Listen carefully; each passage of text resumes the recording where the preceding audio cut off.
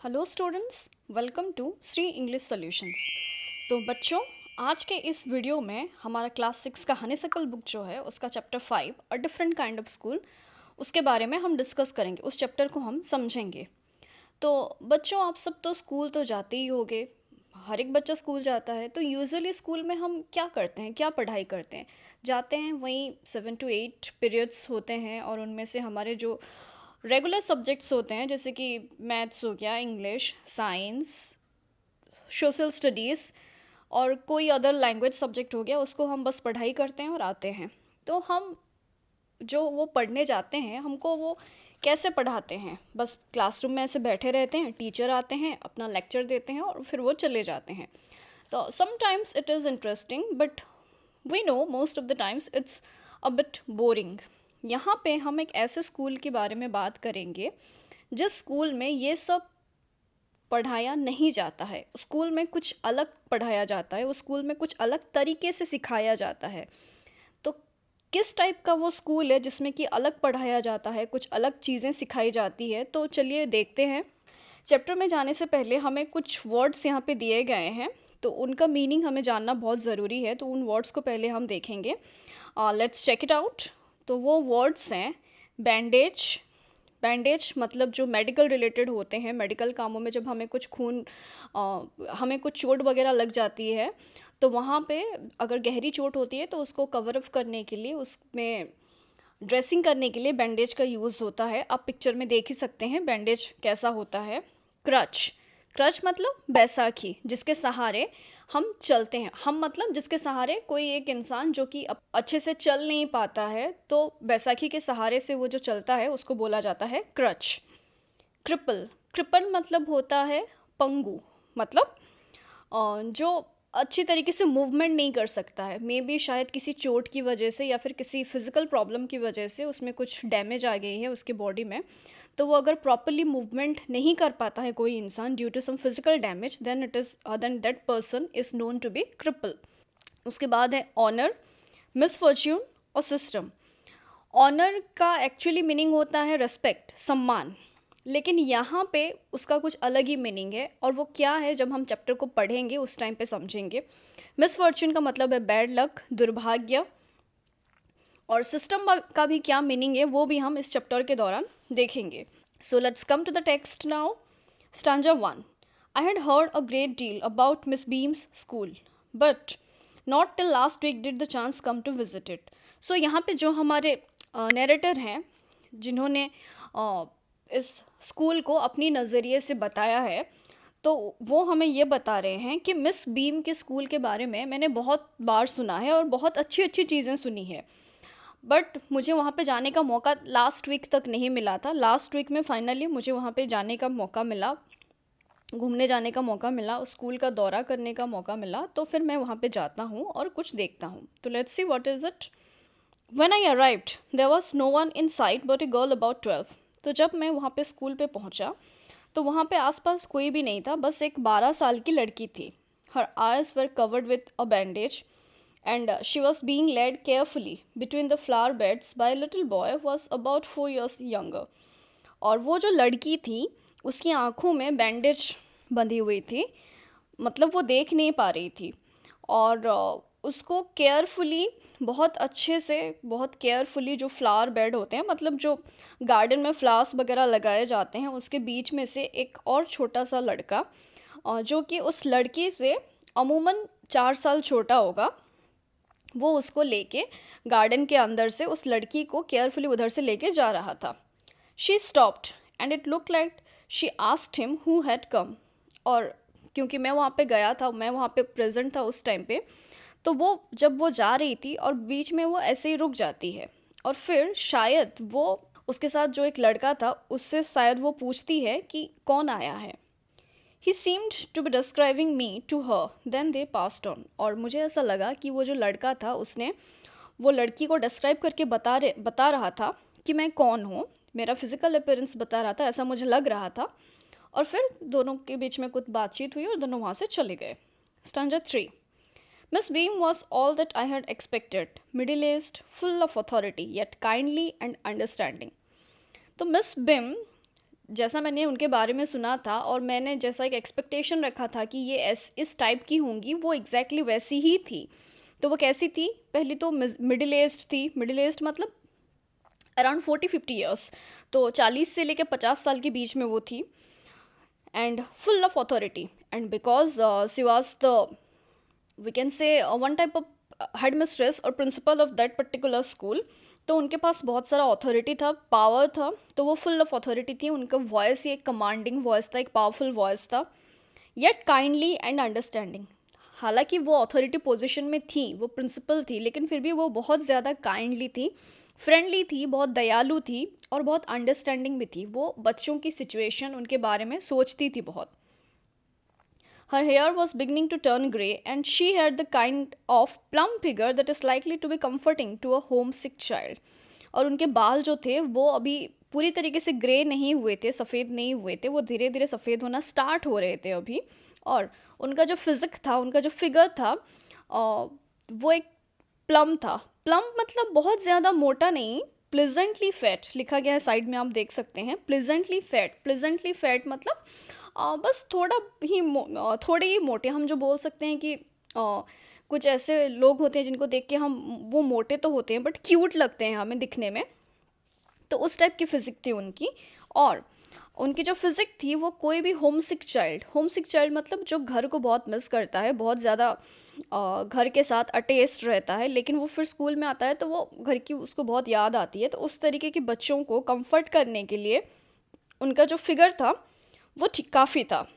I asked her some questions about her teaching methods which I had heard very simple. और फिर मैंने उनसे, miss beam से, कुछ क्वेश्चंस पूछे उनकी टीचिंग मेथड के बारे में, जो कि मैंने सुना था बहुत ज़्यादा सिंपल हैं। फिर क्वेश्चन पूछने के बाद उन्होंने क्या आंसर दिया? Stanza 4, no more than is needed to help them to learn how to do things, simple spelling, adding, subtracting, multiplying and writing। तो मिस बीम ने ये बताया कि उनको रोज़मर्रा की ज़िंदगी जीने के लिए जितना जानना चाहिए, हम बस उनको उतना ही पढ़ाते हैं। No more than is needed to help them to learn how to do things, मतलब वही कि उनको जितना जानना चाहिए हम बस उनको उतना ही पढ़ाते हैं, उससे कुछ ज़्यादा नहीं पढ़ाते हैं। सिंपल स्पेलिंग, कुछ सिंपल स्पेलिंग्स पढ़ाते हैं, कुछ सिंपल सी वर्ड्स पढ़ाते हैं। एडिंग मतलब एडिशन पढ़ाते हैं, सब्ट्रैक्शन पढ़ाते हैं, मल्टीप्लिकेशन पढ़ाते हैं, और कैसे लिखना है ये पढ़ाते हैं। मतलब जितनी चीज़ें हमारी डेली लाइफ को जीने के लिए चाहिए बस उतना ही हम पढ़ाते हैं, उससे ज़्यादा नहीं। यूजुअली हम जब स्कूल में जाते हैं कुछ चीज़ें ऐसी होती हैं जो कि हम पढ़ते हैं, लेकिन वो हम बस इसीलिए पढ़ते हैं क्योंकि वो कोर्स में दिए गए होते हैं। कुछ फार्मूलाज होते हैं मैथमेटिक्स में, इंग्लिश में बहुत सारे कुछ नोटिस राइटिंग हो गया, या फिर कुछ एप्लीकेशन नोटिस राइटिंग हो गया, या फिर डायरी एंट्री हो गया। ऐसी बहुत सारी चीज़ें हैं जो कि सोशल स्टडीज़ में हम पढ़ते हैं भी, जो कि एक्चुअली में हमें अपनी डेली लाइफ में नहीं चाहिए होता है, लेकिन हम बस इसीलिए पढ़ते हैं क्योंकि वो बुक्स में है, वो प्रेस्क्राइब्ड है और हमें एग्ज़ाम्स में पास करना है, तो इसीलिए हम उसको पढ़ते हैं। बट इन रियलिटी हमें उनमें से आधे से ज़्यादा चीज़ों की तो ज़रूरत ही नहीं होती है। बट यहाँ पे इस स्कूल में क्या होता है, जितना चाहिए बस उतना ही पढ़ाया जाता है बच्चों को, जितना जानना चाहिए बस उतना ही बच्चों को पढ़ाया जाता है, उससे ज़्यादा बिल्कुल भी नहीं पढ़ाया जाता है। The rest is done by reading to them and by interesting talks during which they have to sit still and keep their hands quiet। और इतना उनको सिखाने के बाद, पढ़ाने के बाद, बाकी की जो चीज़ें हैं बस उनको वो रीड करके सुनाया जाता है। मतलब जो टीचर होते हैं वो बस पढ़ते हैं और बच्चे वो सुनते हैं, और कुछ इंटरेस्टिंग तरीके से उनको वो प्रेजेंट किया जाता है उन टॉपिक्स को उनके सामने। तो इन सारे टॉक्स और लेक्चर्स के दौरान ये उनसे उम्मीद की जाती है कि वो लोग चुपचाप बैठेंगे, और उम्मीद नहीं की जाती है, उनको बोला जाता है स्ट्रिक्टली कि उनको चुपचाप एकदम बैठना है और अपने हाथ को एकदम क्वाइट रखना है। मतलब इधर उधर ऐसा वैसा कुछ भी फिजिकल मूवमेंट नहीं करना है, एकदम क्वाइट एंड स्टिल होके बैठना है। There are practically no other lessons. और इन सब के अलावा और कुछ भी लेसन्स नहीं होता है। हम उनको और कुछ भी एक्स्ट्रा और जो चीज़ें नहीं जानना है वैसी चीज़ें उनको हम नहीं सिखाते हैं। Stanza 5, the real aim of the school is not so much to teach thought as to teach thoughtfulness। kindness to others and being responsible citizens. Look out of the window a minute, will you? और फिर miss beam continue करती हैं कि हमारा ये जो school है, इस स्कूल का रियल एम थॉट को पढ़ाना नहीं है. थॉट मतलब यहाँ पे जो एस्टेब्लिश्ड फैक्ट्स होते हैं, जो कि हमें हमारे नॉर्मल से लेसन में स्कूल में सिखाया जाता है, पढ़ाया जाता है कि एक ऐसा थ्योरी है, एक ऐसा फैक्ट है जो कि एस्टेब्लिश है और तुम लोगों को ये जानना है. ऐसा नहीं है कि हम उन बच्चों को यही सब पढ़ाते हैं स्कूल में, बल्कि हम उन बच्चों को थॉटफुलनेस पढ़ाते हैं. थॉटफुलनेस मतलब अगर कुछ एक पर्टिकुलर फैक्ट को एस्टेब्लिश किया गया है, तो उनको उस फैक्ट बताने के बजाय हम उनको ये पढ़ाते हैं कि उस फैक्ट तक कैसे पहुंचा गया. मतलब कोई एक चीज़ करने के लिए जो थॉटफुलनेस होना चाहिए, जो सोच होनी चाहिए, हमारे अंदर जो एक फीलिंग पावर होनी चाहिए, जो कि दूसरों के लिए होना चाहिए, वो हम उनको पढ़ाते हैं. उनको ये सिखाया जाता है कि कैसे एक चीज़ को सोचना है, समझना है और उसके ऊपर फिर कैसे काम करना है. काम क्या है ये उनको नहीं बताया जाता है, रादर कैसे काम करना है, कैसे सोचना है, ये हम बच्चों को बताते हैं. काइंडनेस टू अदर्स, दूसरों के लिए काइंडनेस शो करना, दया दिखाना, और फिर एक अच्छे रिस्पॉन्सिबल सिटीज़न होना. तो यही वो सब चीज़ें हैं जो कि हम हमारे स्कूल में बच्चों को पढ़ाते हैं. Look out of the window a minute, will you? और क्या आप विंडो से बाहर देखेंगे, एक मिनट के लिए देखेंगे क्या? Stanza 6. I went to the window which overlooked a large garden and a playground at the back. What do you see? Miss Beam asked. और फिर मिस बीम की बातें सुन के जो नरेटर जो थे वो क्या करते हैं, विंडो के पास जाते हैं. विंडो से एक बहुत बड़ा गार्डन दिखाई दे रहा था और गार्डन के पास ही नीचे एक प्लेग्राउंड भी था. एंड मिस बीम पूछती हैं नरेटर को कि आपने क्या देखा. The narrator replies that I see some very beautiful grounds, I said, and a lot of jolly children. और फिर नैरेटर बोलते हैं कि मुझे कुछ बहुत अच्छे खूबसूरत से ग्राउंड दिखाई दे रहे हैं और बहुत सारे खुशनुमा बच्चे दिखाई दे रहे हैं. जॉली मतलब हैप्पी, बहुत अच्छे अच्छे खुशनुमा बच्चे दिखाई दे रहे हैं. It pains me though to see that they are not all so healthy and active looking. हालांकि इस बात से थोड़ा दुख भी हो रहा है, थोड़ा तकलीफ भी हो रहा है कि वो जो बच्चे जो खुश दिखाई दे रहे हैं, उनमें से कुछ उतना ज़्यादा हेल्दी नहीं है, कुछ एक्टिव नहीं है, उनको कुछ फिज़िकल प्रॉब्लम है, जिस बात को देख के बहुत बुरा लग रहा है, तकलीफ़ हो रही है.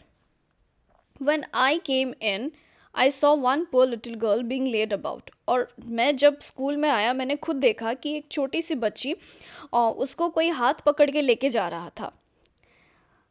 She has some trouble with her eyes. शायद उसकी आंखों में कुछ प्रॉब्लम्स थी. Now I can see two more with the same difficulty. और अभी मैं यहाँ इस विंडो के पास जब खड़ा हूँ और मुझे जब बहुत सारे बच्चे दिखाई दे रहे हैं, then I can see, मैं देख सकता हूँ कि दो और बच्चे ऐसे हैं जिनको वही सेम प्रॉब्लम है, मतलब उन दोनों को भी दिखाई नहीं दे रहा है.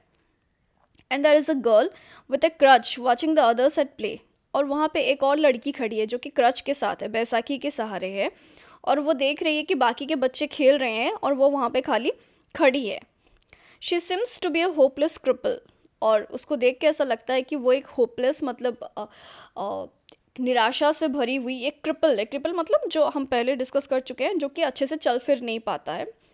Miss Beam laughed. Oh no, she said. She is not really lame. This is only her lame day. The others are not blind either. It is only their blind day. I must have looked very surprised, for she laughed again. और फिर मेरी बात सुन के miss beam बोलती हैं कि अरे नहीं, ऐसा बिल्कुल भी नहीं है, वो लेम नहीं है. लेम मतलब जो अच्छे से चल नहीं पाती है, लंगड़ी हम बोल सकते हैं. तो वो लेम नहीं है, आज बस उसका खाली एक लेम डे है. और बाकी सब भी जो है वो ब्लाइंड नहीं है, अंधे नहीं है, आज बस उनका ब्लाइंड डे है. तो ये बात सुन के जो है नरेटर एकदम से चौंक जाते हैं. ओब्वियसली हम अगर किसी को ऐसा देखेंगे जो कि अच्छे से चल फिर नहीं पा रहा है या फिर जिसको अच्छे से दिखाई नहीं दे रहा है, तो हमें बुरा लगेगा कि ये इंसान अच्छे से देख नहीं पा रहा है या फिर अच्छे से चल फिर नहीं पा रहा है. लेकिन अगर हम बाद में हमें पता चलेगा कि ये बस आज उनका लेम डे है या फिर ब्लाइंड डे है, तो वो हम सुन के कोई भी इंसान बहुत ज़्यादा सरप्राइज्ड हो जाएगा. और यहाँ पे वही हुआ, जो नरेटर जो थे उनकी बातें सुन के बहुत ज़्यादा सरप्राइज्ड हो गए और उनका एक्सप्रेशन देख के मिस बीम और ज़ोर ज़ोर से हंसने लगी. तो क्या है ये लेम डे और blind day? Let's see. This is a very important part of our system. और ये जो बात है, ये लेम डे, ब्लाइंड डे, यही है मिस बीम की स्कूल की खासियत, जिसकी वजह से इस चैप्टर का भी नाम है a different kind of school, एक अलग तरीके का स्कूल। तो वो बताती हैं कि ये जो है, ये हमारे सिस्टम का, हमारा जो मैकेनिज़्म है, हमारा जो स्कूल का जो तरीका है, उस स्कूल का एक बहुत इम्पॉर्टेंट पार्ट है हमारा। To make our children appreciate and understand misfortune, we make them share in misfortune too. और हमारे बच्चों को ये बताने के लिए कि मिसफॉर्च्यून क्या है, बैड लॉक क्या है, अभागा होना क्या है, दुर्भाग्य क्या है, ये अपने बच्चों को बताने के लिए हम क्या करते हैं, उनको भी वही मिसफॉर्च्यून का हिस्सा बनाते हैं, वही एक दुर्भाग्य का हिस्सा बनाते हैं। मतलब हम उनको ये, अगर हमें किसी को ये बताना है कि एक अंधे इंसान को कितना बुरा लगता होगा जब वो देख नहीं पा रहा होगा, तो ये बात को अच्छे से रियलाइज़ करने के लिए हम बच्चों को अंधा बनाते हैं कुछ दिन के लिए, एक दिन के लिए, सो दैट वो अच्छे से ये समझ पाएंगे कि एक्चुअली में अंधा होना कितना बुरा लगता है। Each term every child has one blind day, one lame day, one deaf day, one injured day and one dumb day. तो हर टर्म में, मतलब हर साल में, हर एग्ज़ाम से पहले, एग्ज़ाम एक साल में एक बार होता है, तो हर एग्ज़ाम में, हर सेशन में हर एक बच्चे का एक ब्लाइंड डे होता है। एक ऐसा दिन होता है जिस दिन कि वो ब्लाइंड होता है, अंधा होता है। एक लेम डे होता है, एक दिन वो लंगड़ा होता है। एक डेफ डे होता है, डेफ डे मतलब जिस दिन वो सुन नहीं सकता और बहरा हो जाता है, तो एक डेफ डे होता है। और एक इंज्योर्ड डे होता है, एक ऐसा दिन होता है जिस दिन वो घायल हुआ होगा। और एक डम डे होता है, डम डे मतलब जिस दिन उसको बात नहीं करना पड़ेगा, वो गूंगा या गूंगी बन के रहेगी। तो एक्चुअली में उन बच्चों को ये सब नहीं होना पड़ता है, मतलब एक्चुअली में रियलिटी में वो अंधे नहीं हो जाते हैं, या फिर रियलिटी में उनको अपाहिज नहीं किया जाता है, बस उनको ये सब होने का एक्टिंग करना पड़ता है। उनको ब्लाइंड होने का एक्टिंग करना पड़ेगा, लंगड़ा या लंगड़ी होने का एक्टिंग करना पड़ेगा, डेफ होने का, डम होने का, ये जो सब चीज़ें हैं, और जिस डे में वो जो बनेंगे उस चीज़ का उनको एक्टिंग करना पड़ेगा। During the blind day their eyes are bandaged absolutely and they are not on their honor to pip। और ब्लाइंड डे के दौरान उनकी जो आँखें हैं, आँखों में कम्प्लीटली बैंडेज बांधा जाता है और उनको उनकी ऑनर पे रखा जाता है। यहाँ पे हम देखेंगे ऑनर का मतलब है उनको अपनी ही प्रॉमिस खुद उनको पूरा करना होता है, उनको अपनी कसम दिया जाता है, उनको अपनी प्रॉमिस पूरा करना होता है कि वो पिप नहीं करेंगे, मतलब झांकना, वो झांकेंगे नहीं। पिप मतलब झांकना, वो झांकेंगे नहीं बैंडेज के ऊपर से। The bandage is put on overnight so they wake up blind. और बैंडेज जो है, ऐसा नहीं है कि सुबह उठने के बाद उनकी आंखों में बैंडेज दिया जाता है, बैंडेज रात से ही उनकी आंखों में रहती है, सो दैट वो जब सुबह उठेंगे तो वो अंधे होके ही उठेंगे। This means that they need help with everything. और इसका ये मतलब है कि वो सुबह अगर अंधे होके उठेंगे तो उनको हर एक चीज़ में मदद चाहिए होगी। Other children are given the duty of helping them and leading them about. और बाकी के बच्चों को ये ड्यूटी दिया जाता है कि वो अपने उन दोस्तों की मदद करे, उन बच्चों की मदद करे जो कि अंधे हैं, और उनको अगर कहीं जाना है, आना है, तो उधर वो लेके आ जा सके। They all learn so much this way, both the blind and the helpers. और इस तरीके से वो दोनों ही बहुत कुछ सीखते हैं। वो बच्चा भी बहुत कुछ सीखता है जो कि अंधा बना हुआ है, और वो बच्चा जो एक अंधे की हेल्प कर रहा है, वो भी बहुत कुछ सीखता है। There is no misery about it, Miss Beam continued. Everyone is very kind and it is really something of a game. और फिर मिस बीम बोलती हैं कि इसमें कोई बहुत डिफ़िकल्ट चीज़ नहीं है। मिजरी मतलब अनप्लेजेंटनेस, मतलब जिसको देख के हमें अच्छा ना लगे, तो इसमें ऐसी अच्छा ना लगने वाली कोई बात नहीं है, कोई बहुत ज़्यादा डिफ़िकल्ट चीज़ नहीं है। हर कोई यहाँ पे बहुत ज़्यादा काइंड है, दयालु है, और एक तरीके से देखा जाए तो एक गेम जैसा ही है, सबको एक गेम जैसा ही लगता है इसमें। Before the day is over, though, even the most thoughtless child realizes what misfortune is। और दिन ख़त्म होते तक सबसे ज़्यादा जो थॉटलेस बच्चा है, मतलब जो दूसरों के बारे में बिल्कुल भी नहीं सोचता है, उस तरीके का भी एक बच्चा अगर होता है तो वो भी रियलाइज़ करता है कि एक्चुअली में अभागा होना क्या है, एक्चुअली में खराब लक, खराब भाग्य क्या है। The blind day is, of course, really the worst, but some of the children tell me that the dumb day is the most difficult. और फिर मिस बीम बता रही है कि ओबियसली ये सच बात है कि ब्लाइंड डे जो है वो सबसे ज़्यादा डिफ़िकल्ट होता है, सबसे ज़्यादा ख़राब होता है, क्योंकि कोई भी इंसान कुछ भी नहीं देख पाता है। वो हर एक चीज़ के ऊपर किसी इंसान के ऊपर डिपेंडेंट होकर रहता है, हर एक चीज़ के लिए किसी इंसान के ऊपर डिपेंडेंट होकर रहता है। लेकिन कुछ बच्चों को लगता है कि डम डे सबसे ज़्यादा डिफ़िकल्ट है। We cannot bandage the children's mouths, so they really have to exercise their willpower. और डम डे क्यों डिफ़िकल्ट होता है? क्योंकि डम डे में क्या होता है, बच्चों को कुछ भी नहीं बोलना है, वो अपने मुंह से कुछ भी नहीं बोल पाएंगे, वो एकदम गूंगा या फिर गूंगी होने का एक्टिंग करेंगे। तो गूंगा या गूंगी होने के लिए उनके मुंह पे पूरी तरीके से बैंडेज नहीं बांधा जा सकता, तो इसीलिए बच्चों को अपना विल पावर, अपनी इच्छा शक्ति को एकदम पावरफुल करके रखना है, और उसी के बलबूते पे अपने आप को, उन लोगों को कंट्रोल करना है और अपने मुंह को एकदम से बंद करके रखना है। Come in to the garden and see for yourself how the children feel about it. और फिर मिस बीम बोलती है नरेटर को कि आप खुद गार्डन में आइए और आप खुद बच्चों से बात कीजिए, उनसे मिलिए और ये जानने की कोशिश कीजिए कि बच्चों को इस बारे में कैसा लगता है। Miss Beam led me to one of the bandaged girls. Here is a gentleman come to talk to you, said Miss Beam and left us. और फिर मिस बीम मुझे लेके जाती हैं एक बैंडेज्ड गर्ल के पास, मतलब जिसकी आंखों में पट्टी बंधी हुई है, वैसे एक बच्ची के पास लेके जाती है और वो बोलती है कि यहाँ पे एक जेंटलमैन है जो कि तुमसे बात करने आए हैं, और फिर वो हम दोनों को छोड़ के चली जाती है। Don't you ever pip, I asked the girl. और फिर उस अंधी होने का एक्टिंग कर रही है जो लड़की, उस लड़की के पास जब नरेटर आते हैं तो वो पूछते हैं लड़की से, क्या तुम सच में कभी झांकती नहीं हो? Oh no, she exclaim, that would be cheating. और फिर वो उनकी बात सुन के वो बच्ची भी जो थी वो एकदम से चौंक जाती है और वो चौंक के बोलती है कि नहीं, बिल्कुल भी नहीं, अगर मैं ऐसा करूँगी तो वो चीटिंग हो जाएगा। But I had no idea it was so awful to be blind. और फिर वो लड़की बताती है, लेकिन मुझे ये बिल्कुल भी नहीं पता था कि अंधा होना इतना ज़्यादा ऑफुल होगा। ऑफुल मतलब ख़राब, बैड, कि अंधा होना इतना ज़्यादा बुरा लगेगा। You can't see a thing, you feel you are going to be hit by something every moment. और क्यों अंधा होना इतना ज़्यादा बुरा है? क्योंकि आपको कुछ भी नहीं दिखता है, कुछ भी आप नहीं देख सकते, और हर वक्त हर मोमेंट पे आपको ये लगता है जैसे अभी आप जाके किसी चीज़ से टकरा जाओगे। It's such relief just to sit down. और खाली बैठे रहना ही सबसे ज़्यादा रिलीविंग होता है, सबसे ज़्यादा अच्छा लगता है, क्योंकि तभी आप श्योर होते हो कि आप किसी चीज़ से नहीं टकराओगे और आप चुपचाप बैठे रहते हो। Are your helpers kind to you, I asked. और फिर नरेटर पूछते हैं उस लड़की से कि क्या तुम्हारे हेल्पर्स जो हैं वो तुम्हारे साथ अच्छे से काइंडली पेश आते हैं? Fairly, but they are not as careful as I shall be when it is my turn. और फिर वो लड़की बोलती है कि हाँ, वो ठीक ठाक रहते हैं, लेकिन अगर मेरी बारी आएगी उनको हेल्प करने की, तो मैं जितना काइंड होंगी, मैं जितना दयालु होंगी, वो लोग शायद इतने भी ज़्यादा काइंड नहीं हैं, ठीक ठाक ही है।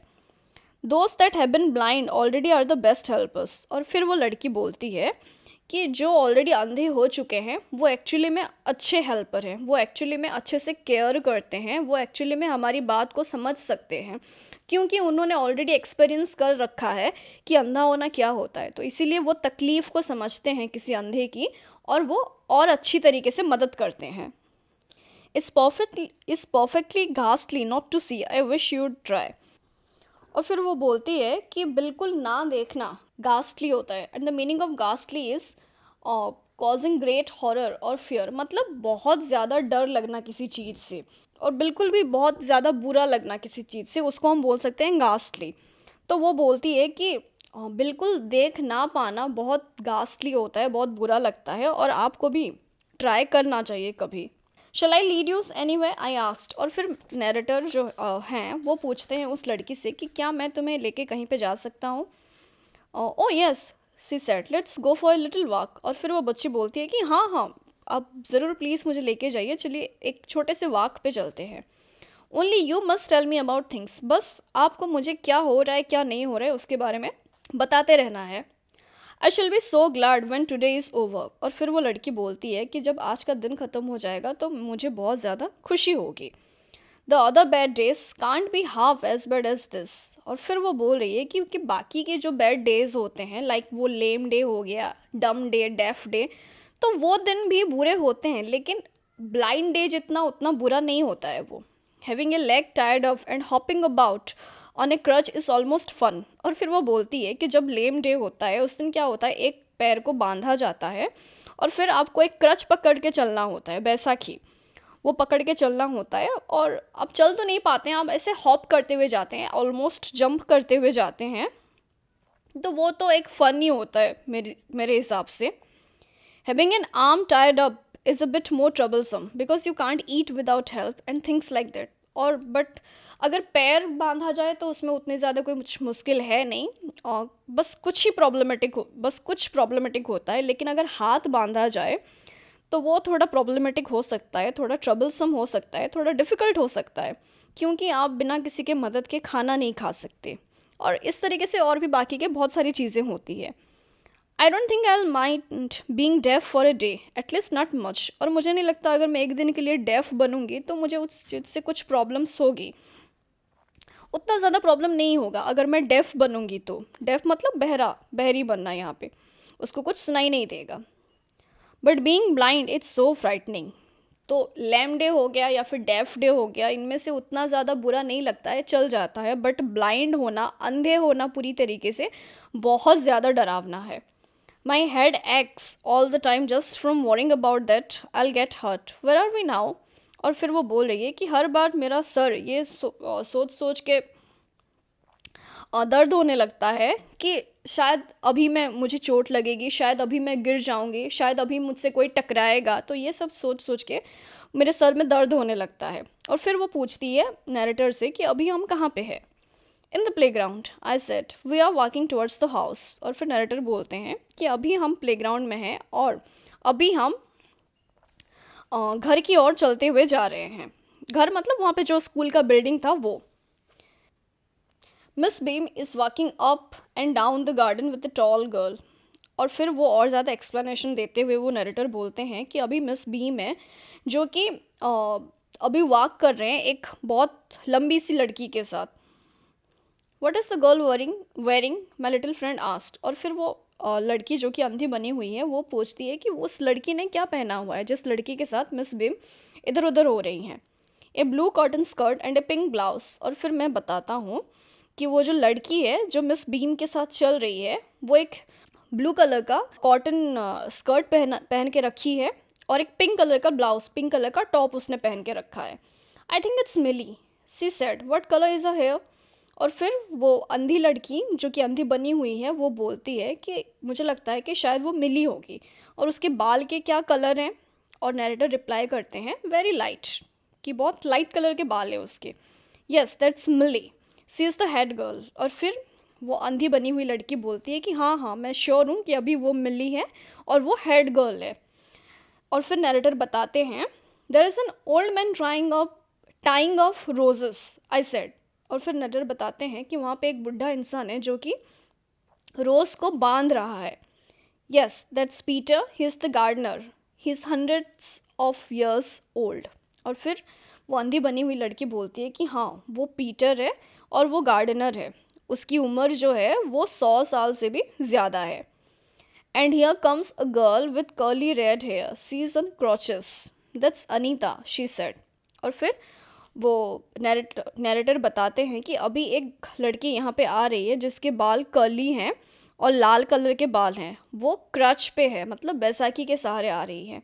तो वो डिस्क्रिप्शन सुन के ही वो अंधी बनी हुई लड़की बोलती है कि उसका नाम अनीता है। And so we walked on. और फिर हम दोनों चलते गए। Gradually I discovered that I was 10 times more thoughtful than I ever thought I could be. और फिर धीरे धीरे मैंने खुद से ये डिस्कवर किया, मैं 10 गुना अभी ज़्यादा सोचने लगा हूँ, जो कि मुझे कभी नहीं लगा था कि शायद मैं कभी कर पाऊँगा। मैं जितना सोचता था दूसरों के बारे में और जितना समझने की कोशिश करता था, इस स्कूल में आने के बाद मैं उसके कंपैरिजन में और 10 गुना ज़्यादा सोचने लगा हूँ। I also realized that if I had to describe people and things to someone else, it made them more interesting to me. और मैंने ये भी रियलाइज़ किया कि अगर किसी चीज़ को मुझे डिस्क्राइब करना है किसी और के लिए, तो इससे क्या होगा, मैं जिस चीज़ को डिस्क्राइब कर रहा हूँ वो और ज़्यादा इंटरेस्टिंग होगा मेरे लिए. When I finally had to leave, I told Miss Beam that I was very sorry to go. और फिर जब फाइनली मेरे जाने की वक्त आई तो मैंने मिस बीम को बोला कि मुझे जाते हुए बहुत बुरा लग रहा है.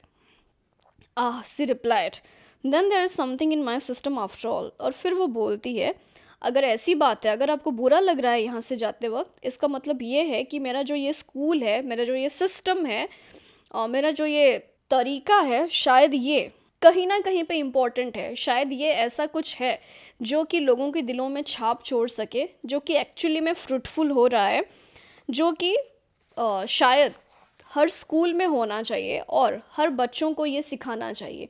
And I think miss beam is quite right here. What do you think students, आपको क्या लगता है, हम जो ये नॉर्मल बेसिक सी चीज़ें पढ़ते रहते हैं हमेशा स्कूल में, ये ज़्यादा ज़रूरी है या फिर मिस बीम के स्कूल में जो पढ़ाया जा रहा है बच्चों को वो ज़्यादा ज़रूरी है? एम्पैथी इज़ द वर्ड जो कि मिस बीम अपने बच्चों में पुट करना चाहती हैं, अपने स्टूडेंट्स में डालना चाहती हैं. एम्पैथी मतलब होता है कि कोई अगर बुरा सिचुएशन में है तो उसको कैसा लग रहा होगा, उस फीलिंग को हम अगर खुद फील करना सीखें, हम अगर खुद फील करें तो उसको एम्पैथी बोला जाता है. तो मिस बीम अपने बच्चों को एम्पैथी सिखा रही है, जो कि एक्चुअली में हर एक सिटीज़न के पास होना चाहिए. सिंपैथी तो हर किसी के पास होता है, किसी और की सिचुएशन अगर बुरा है तो वो देख के हम सबको बुरा तो लगता ही है, बट एम्पैथी किसी किसी के पास होता है. लेकिन सबके पास ये एम्पैथी भी होना चाहिए. बच्चों को ये आना चाहिए कि अगर किसी का टाइम बुरा चल रहा है, अगर कोई फिज़िकली हैंडीकैप्ड है तो उसके साथ कैसे बिहेव करना चाहिए, उसकी मदद कैसे करना चाहिए, एक्चुअली में ये सब कुछ सिखाया जाना चाहिए बच्चों को. तो ये तो था हमारा a different kind of school का एक्सप्लेनेशन. अगर इस चैप्टर से रिलेटेड आपका कुछ डाउट है तो आप नीचे कमेंट सेक्शन में अपना डाउट पूछ सकते हैं, और इसका क्वेश्चन आंसर हम अपने आने वाले वीडियो में जल्दी डिस्कस करेंगे. So till then, stay connected with us and thank you very much for watching.